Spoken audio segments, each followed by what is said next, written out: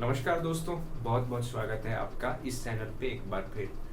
तो हम भारतीय संविधान के विषय में पढ़ रहे थे और भारतीय संविधान में फंडामेंटल राइट्स की बात हो रहा था।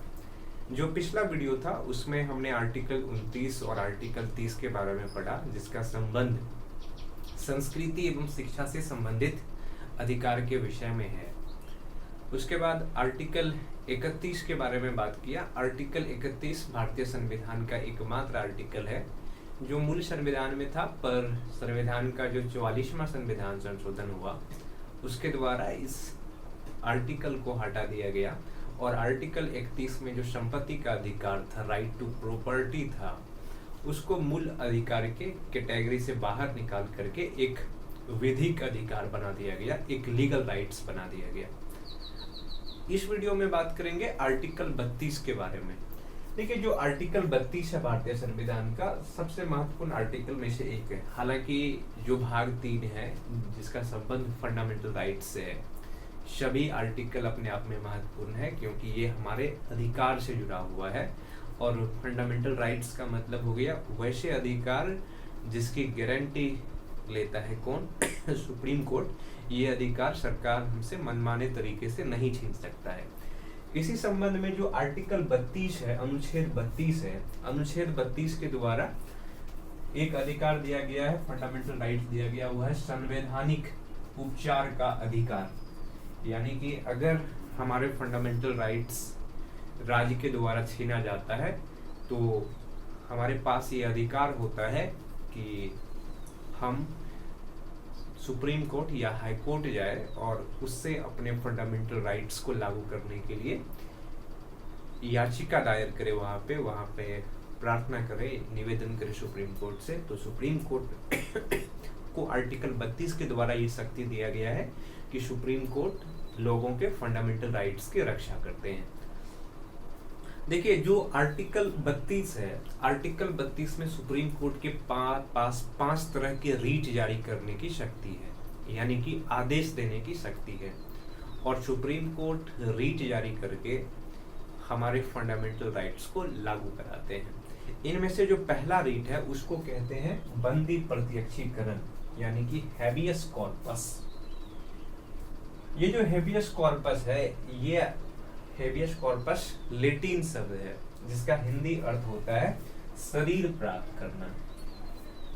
सुप्रीम कोर्ट जो ये पहले तरह की रीट है, सुप्रीम यानी कि जो आर्टिकल 32 है, आर्टिकल 32 के द्वारा सुप्रीम कोर्ट के पास क्या है? रीट जारी करने की शक्ति है, जारी करने की शक्ति। यानी कि सुप्रीम कोर्ट आर्टिकल 32 के द्वारा जब फंडामेंटल राइट्स का हनन होता है या फंडामेंटल राइट्स छीना जाता है, उस समय सुप्रीम कोर्ट आर्टिकल 32 के तहत 5 तरह के रीट जारी करते हैं। उनमें से पहला रीट जो है उसको कहते हैं हैबियस कॉर्पस, यानी कि बंदी प्रत्यक्षीकरण। ये हैबियस कॉर्पस लैटिन शब्द है जिसका अर्थ होता है शरीर प्राप्त करना। ये रीट तब जारी किया जाता है जब किसी व्यक्ति को बंदी बना दिया जाता है, बंदी बना लिया जाता है।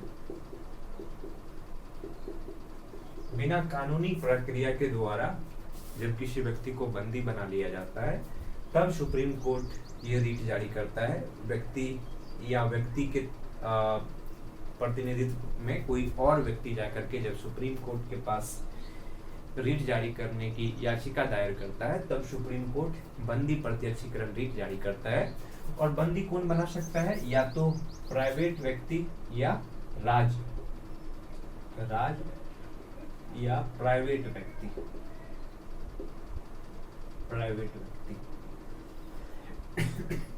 तो जब किसी व्यक्ति को बंदी बना लिया जाता है तो सुप्रीम कोर्ट क्या करता है कि हैबियस कॉर्पस रीट जारी करता है, जिसका मतलब ये होता है कि जिस व्यक्ति को बंदी बनाया गया है उस व्यक्ति को कोर्ट के सामने उपस्थित कराया जा सके, ताकि कोर्ट इस बात की जांच कर सके, न्यायालय इस बात की जांच कर सके कि व्यक्ति को जो बंदी बनाया गया है वो संवैधानिक प्रक्रिया के द्वारा बनाया गया है या राज्य या कोई व्यक्ति अपने मनमाने तरीके से बंदी बनाया है। अगर राज्य के द्वारा या किसी व्यक्ति के द्वारा किसी भी व्यक्ति को मनमाने तरीके से बंदी बनाया जाता है तो सुप्रीम कोर्ट उसी समय ये आदेश जारी करता है कि उस व्यक्ति को बंदी जो बनाया गया है जिस व्यक्ति को, उसको मुक्त किया जाए।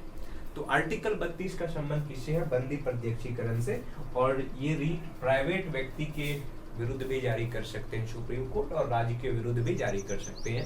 प्राइवेट व्यक्ति का मतलब हो गया कि कोई व्यक्ति या कोई संस्था जो राज्य के कैटेगरी में नहीं आता है, अगर उसने किसी व्यक्ति को मनमानी तरीके से बंदी बना लिया है तो सुप्रीम कोर्ट जो हैबियस कॉर्पस रीट है, हैबियस कॉर्पस रीट जारी करके किसी व्यक्ति को, बंदी बनाए गए व्यक्ति को मुक्त करने के लिए आदेश जारी कर सकता है। बंदी प्रत्यक्षीकरण रीट जारी करने की जब बात आता है तो इसका संबंध आर्टिकल 21 से है। आर्टिकल 21 में व्यक्तिगत स्वतंत्रता की बात की गई है, और जब व्यक्तिगत स्वतंत्रता की बात किया गया है तो इसका मतलब ये हो गया कि किसी भी व्यक्ति को कानूनी प्रक्रिया के बिना बंदी नहीं बनाया जा सकता है।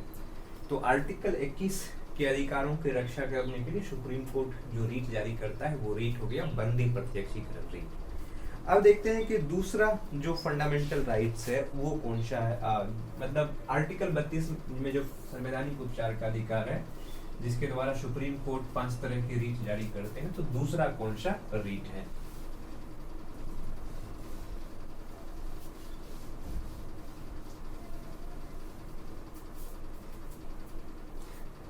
दूसरा रीट है परमादेश।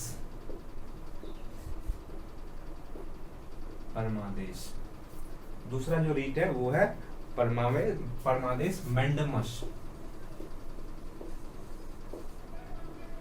और इसका जो अर्थ होता है कि हम आदेश देते हैं,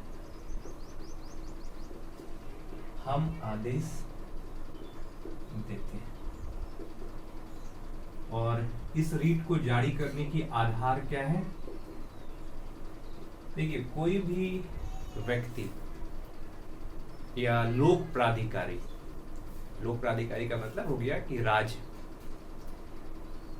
जब अपना काम सही तरीके से नहीं करता है और जनता को असुविधा होता है, तब इस रीट को जारी करने की मांग सुप्रीम कोर्ट से की जा सकती है। सुप्रीम कोर्ट के पास याचिका दायर करके ये कहा जा सकता है कि लोक प्राधिकारी जो है, पब्लिक अथॉरिटी जो है, वो सही से नहीं काम कर रहा है, और उनके सही से काम नहीं करने के कारण व्यक्ति का फंडामेंटल राइट्स यानी कि मौलिक अधिकार क्या हो रहा है कि हनन हो रहा है। नहीं, इसका मतलब हो गया कि अगर कोई व्यक्ति है जो राज्य के अंतर्गत किसी पद पे काम करता है, राज्य की डेफिनेशन आर्टिकल 12 में दिया हुआ है भाग 3 के लिए, तो राज्य के अंतर्गत किसी पद पे काम कर रहा है, पर वो अपना जो उनका काम है, उनका जो दायित्व है, वो अपने दायित्व को सही से निर्वाह नहीं कर रहा है, और उनके सही से काम नहीं करने के कारण व्यक्ति का जो अधिकार है, व्यक्ति का जो काम है वो रुका हुआ है। तो इस संबंध में क्या किया जा सकता है कि सुप्रीम कोर्ट के पास याचिका दायर किया जा सकता है किस रीट को जारी करने की? तो परमादेश रीट जारी करने की, मैंडमस रीट जारी करने की। पर एक चीज ध्यान में रखिएगा कि मैंडमस रीट केवल और केवल राज्य के विरुद्ध लागू किया जाता है, राज्य के विरुद्ध लागू किया जाता है। प्राइवेट व्यक्ति या संस्था के विरुद्ध ये रीट जारी नहीं किया जा सकता है। इसका मतलब हो गया कि अगर कोई प्राइवेट संस्था है, उस पर कोई व्यक्ति काम कर रहा है उस प्राइवेट संस्था के अंतर्गत, पर वो अपना अधिकार या अपना दायित्व सही तरीके से पूरा नहीं कर रहा है, तो इस संबंध में सुप्रीम कोर्ट के पास याचिका दायर नहीं किया जा सकता है कि उस व्यक्ति को आदेश दिया जा सके कि वो अपना काम सही तरीके से करे ताकि व्यक्ति का काम पूरा हो सके। तो जो मैंडमस रीट है वो केवल और केवल राज्य के विरुद्ध लागू किया जाएगा, प्राइवेट व्यक्ति के विरुद्ध लागू नहीं किया जाएगा। साथ ही अगर आप मैंडमस रीट के बारे में जाने तो एक चीज और ध्यान में रखिएगा कि मैंडमस रीट जो है, परमादेश रीट जो है, ये उन व्यक्ति के विरुद्ध जारी नहीं किया जा सकता है या उन पब्लिक अथॉरिटी के विरुद्ध जारी नहीं किया जा सकता है जिसका किसी काम को करना या ना करना विवेकाधिकार शक्ति के अंतर्गत आता है। नहीं, कोई राज्य के अंतर्गत कोई ऐसा पब्लिक अथॉरिटी है, कोई ऐसा पद है जिस पर बैठे कोई व्यक्ति को कौन काम करना है, कौन काम नहीं करना है, अगर ये उनका विवेकाधिकार शक्ति है, तो विवेकाधिकार शक्ति के मामले में सुप्रीम कोर्ट के पास याचिका दायर करने पर सुप्रीम कोर्ट मैंडेमस रिट नहीं जारी कर सकता है, परमादेश रिट जारी नहीं कर सकता है। तो आर्टिकल 32 के द्वारा जो सुप्रीम कोर्ट को 5 तरह के रीट जारी करने की शक्ति है, उसमें दूसरा रीट कौन सा था? परमादेश, यानी कि मैंडेमस रीट। और मैंडेमस रीट कब जारी किया जाता है? जब कोई पब्लिक अथॉरिटी यानी कि राज्य के अंतर्गत किसी पद पर काम करने वाले व्यक्ति जब अपना कर्तव्य सही तरीके से निर्वाह नहीं करता है और इससे जनता के काम में बाधा आती है, तो जनता क्या कर सकता है कि सुप्रीम कोर्ट के पास मैंडेमस रीट जारी करने की याचिका दायर कर सकता है।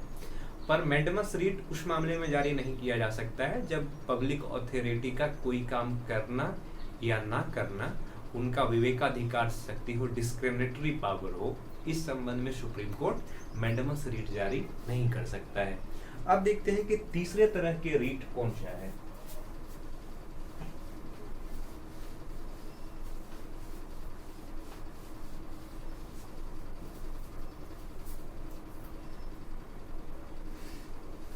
जो तीसरे तरह के रीट है ये कौन सा है? अधिकार परीक्षा।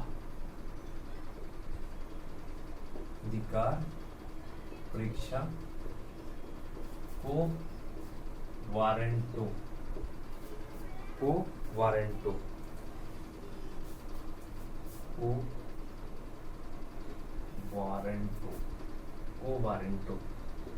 जो तीसरे तरह के रीट है ये है अधिकार परीक्षा यानी कि को वारंटो।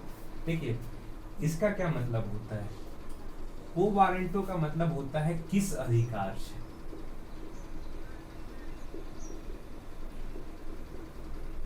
किस अधिकार से नहीं। तो जो को वारंटो रीट है यानी कि अधिकार परीक्षा रीट है, ये रीट सुप्रीम कोर्ट द्वारा जारी किया जाता है जब फंडामेंटल राइट्स का उल्लंघन होता है। लेकिन इस रीट को जारी करने का आधार क्या है? कि कोई ऐसा सार्वजनिक पद जिस पर ऐसे व्यक्ति बैठा हुआ है जिसके बैठने का अधिकार उसको नहीं है। अगर कोई व्यक्ति सार्वजनिक पद को पब्लिक ऑफिस है उसको इस तरीके से ग्रहण किया है कि उनका उस पर रहना सही नहीं है, यानी कि अगर कोई व्यक्ति गलत तरीके से सार्वजनिक पद ग्रहण किया हो तो ये रीट सुप्रीम कोर्ट जारी कर सकता है उस व्यक्ति के विरुद्ध कि आप बताइए कि आपको किस अधिकार से ये पद मिला हुआ है।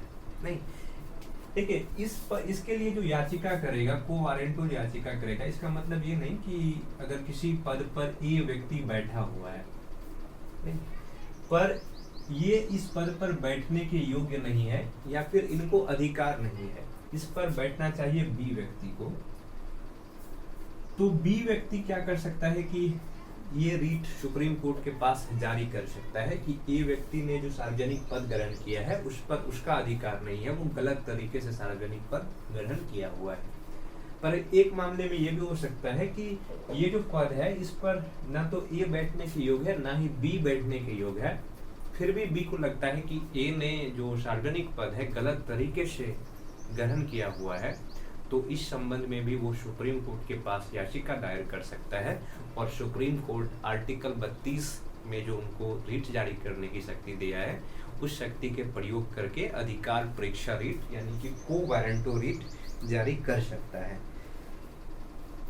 देखिए जो को वारंटो रीट है ना, इसमें एक चीज हमेशा याद रखिएगा कि ये रीट कभी भी प्राइवेट व्यक्ति के विरुद्ध लागू नहीं किया जा सकता है, प्राइवेट व्यक्ति के विरुद्ध जारी नहीं किया जा सकता है। ये केवल और केवल जो पब्लिक अथॉरिटी है, पब्लिक अथॉरिटी के विरुद्ध ही जारी किया जा सकता है। अब देखते हैं कि सुप्रीम कोर्ट के पास चौथे तरह के कौन सा रीट जारी करने की शक्ति है। जो सुप्रीम कोर्ट के पास चौथे तरह के रीट जारी करने की शक्ति है उनको कहते हैं प्रतिषेध यानी कि प्रोहिबिशन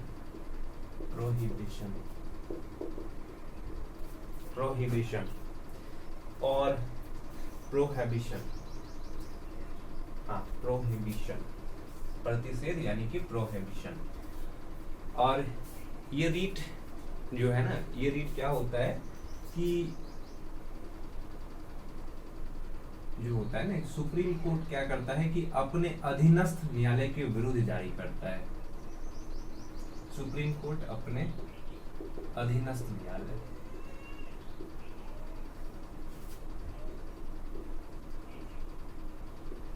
अधीनस्थ न्यायालय के विरुद्ध जारी करता है। सुप्रीम कोर्ट क्या करता है कि अपने अधीनस्थ न्यायालय के विरुद्ध जारी करता है। और इस रीट को जारी करने का आधार क्या है कि जब सुप्रीम कोर्ट के जो नीचे की अदालत है वो अगर ऐसे विषय पर फैसला दे रहा है जो विषय उसके अधिकार क्षेत्र के अंतर्गत नहीं आता है, या प्राकृतिक न्याय जो नेचुरल जस्टिस का सिद्धांत है, नेचुरल जस्टिस का मतलब संवैधानिक प्रक्रिया के द्वारा न्याय देने के बजाय वो मनमाने तरीके से अगर न्याय दे रहा है, तब सुप्रीम कोर्ट क्या करता है कि प्रतिषेध रीट जारी करता है, प्रोहिबिशन रीट जारी करता है।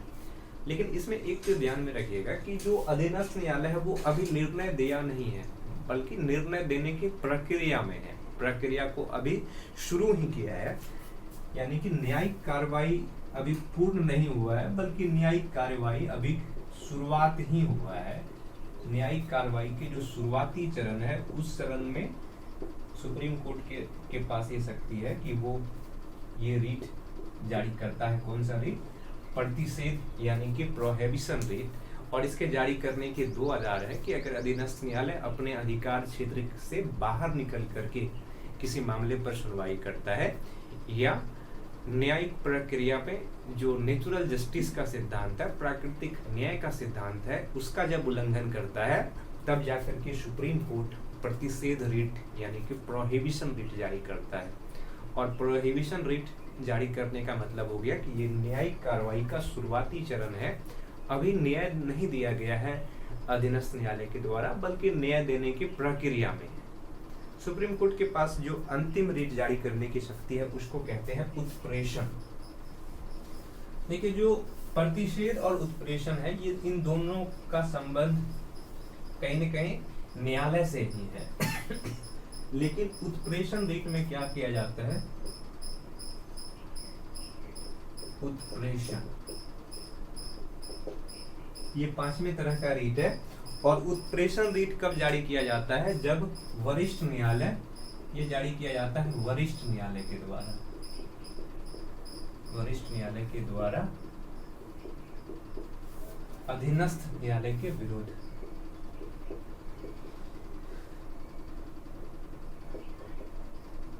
अधीनस्थ न्यायालय के विरुद्ध, वरिष्ठ न्यायालय के द्वारा अधीनस्थ न्यायालय के विरुद्ध जारी किया जाता है। कौन सा रीट? उत्प्रेषण रीट। और इस रीट को जारी करने का भी वही दो आधार है। पहला कि अगर इन्होंने अपने अधिकार क्षेत्र से बाहर निकल करके कोई निर्णय दिया है, या दूसरा कि इन्होंने न्याय देने की प्रक्रिया में जो नेचुरल जस्टिस का सिद्धांत है, जो प्राकृतिक न्याय का सिद्धांत है, उसका उल्लंघन किया है, तब क्या करेगा कि वरिष्ठ न्यायालय अपने अधीनस्थ न्यायालय के विरुद्ध एक रीट जारी करेगा, जिसको कहते हैं उत्प्रेषण रीट। पर एक चीज ध्यान में रखिएगा, उत्प्रेषण रीट तब जारी करता है जब न्यायिक कार्रवाई हो चुका है।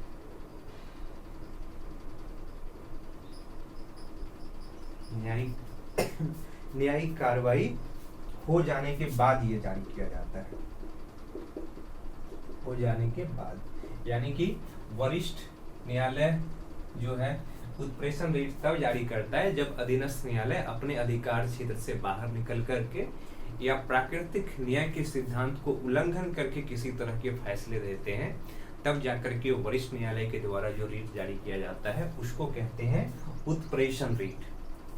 और हमने इससे पहले जो रीट पढ़ा था वो कौन सा रीट था? वो था प्रतिषेध। प्रोहिबिशन रीट भी वरिष्ठ न्यायालय के द्वारा अधीनस्थ न्यायालय के विरुद्ध जारी किया जाता है, पर उसमें क्या होता है कि अभी निर्णय दिया नहीं है, बल्कि निर्णय देने के प्रक्रिया में है। तब जाकर के जो रीट जारी किया जाएगा उसको कहेंगे प्रतिषेध रीट। पर अगर न्यायालय ने अधिकार क्षेत्र से बाहर निकल करके निर्णय दे दिया है, तो इस मामले में जो रीट जारी किया जाएगा उसको कहेंगे उत्प्रेषण रीट। इन दोनों में अंतर बस यही है। तो सुप्रीम कोर्ट के पास जब भी फंडामेंटल राइट्स का उल्लंघन होगा, तो सुप्रीम कोर्ट के पास जब याचिका दायर किया जाता है, तो सुप्रीम कोर्ट के पास 5 तरह की रीट जारी करने की शक्ति है, और ये शक्ति हमारे संविधान के आर्टिकल 32 के द्वारा सुप्रीम कोर्ट को दिया गया है। हालांकि फंडामेंटल राइट्स का उल्लंघन होने पर अगर कोई चाहता है तो सुप्रीम कोर्ट सीधे जाने के बजाय वो हाई कोर्ट भी जा सकता है, और हाई कोर्ट जब वो जाएगा तो हाई कोर्ट के पास आर्टिकल 226 के तहत फंडामेंटल राइट्स के मामले में यही 5 तरह की रीट जारी करने की शक्ति रखता है। कौन? हाई कोर्ट भी। हाई कोर्ट भी ये 5 तरह की रीट जारी कर सकता है। पर फंडामेंटल राइट्स एक ऐसा मामला है जिसमें हम बिना हाई कोर्ट जाए हुए, यानी कि बिना नीचे की जो अदालत है उसमें जाए हुए सीधे हम वरिष्ठ न्यायालय में जा सकते हैं, सुप्रीम कोर्ट में जा सकते हैं। देखिए, जो आर्टिकल 32 है, ये आर्टिकल 32 महत्वपूर्ण इसलिए भी है क्योंकि अगर इतने सारे अधिकार फंडामेंटल राइट्स के रूप में दिया गया है, पर हमें ये ही अधिकार नहीं होता कि अगर ये अधिकार राज्य के द्वारा छीना जाएगा या इन अधिकार का उल्लंघन राज्य के द्वारा होगा, तो व्यक्ति के पास कोई एक ऐसा अधिकार होना जरूरी था ताकि वो अपने अधिकार को संरक्षित करने के लिए, अपने अधिकार को लागू करने के लिए राज्य के विरुद्ध कहीं जाकर के अपील कर सकता था, और जहां वो अपील करता वहां उसको न्याय मिलता, सही तरीके से न्याय मिलता।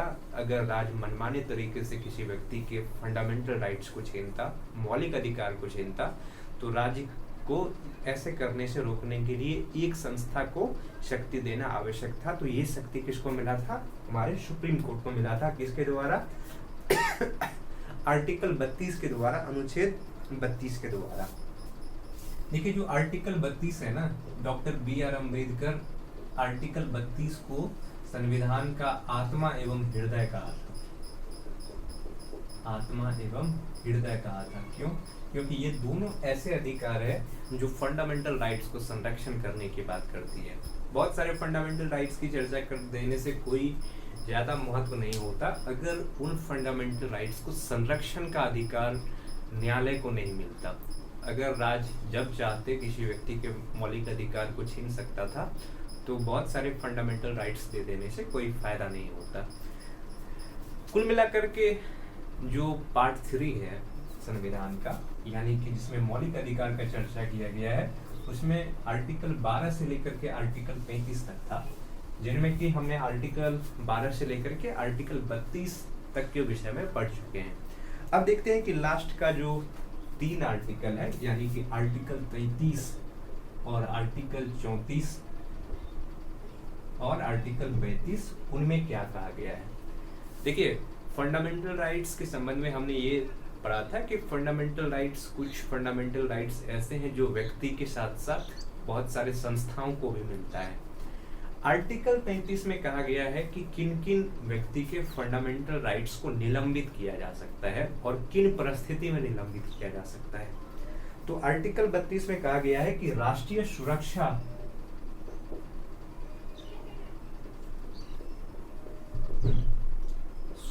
के नाम पर, के आधार पर फंडामेंटल राइट्स का निलंबन, यानी कि राष्ट्रीय सुरक्षा के आधार पर फंडामेंटल राइट्स का निलंबन किया जा सकता है। और ये निलंबन कौन करेगा? निलंबन करने की शक्ति किसको प्राप्त है? तो संसद को ये शक्ति प्राप्त है। और संसद किसके किसके जो फंडामेंटल राइट्स को निलंबित कर सकता है? एक तो सेना की शक्ति फंडामेंटल राइट्स को, दूसरा मीडिया के फंडामेंटल राइट्स को, और तीसरा जो गुप्तचर संस्था है। इन 3 संगठन के फंडामेंटल राइट्स को, मौलिक अधिकार को संसद राष्ट्रीय सुरक्षा के आधार पर क्या कर सकता है? निलंबित कर सकता है। जब देश की सुरक्षा की बात होगी तो इन तीनों संस्था की फंडामेंटल राइट्स को निलंबित किया जा सकता है। जो आर्टिकल 34 है, आर्टिकल 34 में कहा गया है कि जब भारत के किसी भी भाग में सेना का नियम लागू हो, सेना का कानून लागू हो, जब भारत देश के किसी भी भाग में सेना का कानून लागू हो, तो वहां पर क्या हो सकता है कि उस क्षेत्र में फंडामेंटल राइट्स को निलंबित किया जा सकता है। सेना का कानून का लागू होने का मतलब हो गया कि अगर वो ऐसा एरिया है जो देश की सुरक्षा के लिए बहुत महत्वपूर्ण है, बहुत नाजुक स्थिति में है, तो वहाँ मार्शल लॉ लागू किया जाता है, वहाँ सेना का कानून लागू किया जाता है। और जिस एरिया में, जिस क्षेत्र में सेना का कानून लागू होता है, उस पूरे क्षेत्र में फंडामेंटल राइट्स को, मौलिक अधिकार को निलंबित कर दिया जाता है। क्योंकि अगर जहाँ सेना का शासन लागू है वहाँ अगर मौलिक अधिकार को निलंबित नहीं किया जाएगा तो उस क्षेत्र की सुरक्षा करना सेना के लिए मुश्किल हो जाएगा। क्योंकि फंडामेंटल राइट्स अगर लोगों को मिलेगा तो लोगों को बोलने का अधिकार होगा, घूमने का अधिकार होगा। इस स्थिति में उस क्षेत्र की सुरक्षा में बाधा उत्पन्न हो सकता है। इसलिए जिस क्षेत्र में सेना का शासन लागू होगा, मार्शल लॉ लागू होगा, उस क्षेत्र में क्या किया जाएगा कि फंडामेंटल राइट्स को, मौलिक अधिकार को निलंबित किया जा सकता है। अब इस भाग के जो अंतिम आर्टिकल है वो है आर्टिकल 35, यानी कि सॉरी यहाँ पे आर्टिकल 34 होगा ना। इस भाग का जो अंतिम आर्टिकल है वो है आर्टिकल 35। तो हम देखते हैं कि आर्टिकल 35 में कौन सा अधिकार दिया गया है।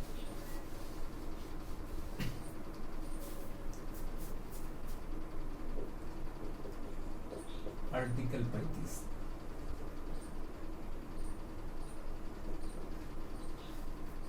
देखिए, जो आर्टिकल 35 है, आर्टिकल 35 में कहा गया है कि भाग 3 में जितने भी अधिकार दिए गए हैं, भाग 3 में जो अधिकार दिए गए हैं, उन अधिकार को लागू करने के लिए, भाग 3 के अधिकार को लागू करने के लिए संसद के पास कानून बनाने का अधिकार,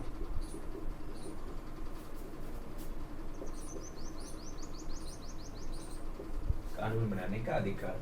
यानी कि आर्टिकल 35 में कहा गया है कि संसद के पास कानून बनाने का अधिकार है। किसके संबंध में? भाग 3 के संबंध में।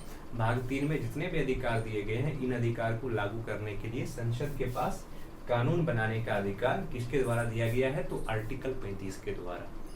तो इस वीडियो के बाद हम मतलब इस वीडियो में हमने जिन चीज़ों के बारे में पढ़ा वो था फंडामेंटल राइट्स का अंतिम भाग था, जिनमें कि आर्टिकल 32 को समझा, और उसके बाद जो आर्टिकल 33, आर्टिकल 34 और आर्टिकल 35 था उनको समझा। तो इस तरीके से फंडामेंटल राइट्स खत्म हो गया, मौलिक अधिकार खत्म हो गया। और जो हमारा अगला वीडियो होगा वो क्या होगा? वो होगा डीपीएसपी के संबंध में, यानी कि राज्य के नीति निदेशक तत्व के विषय में होगा। तो इस वीडियो में इतना ही। धन्यवाद।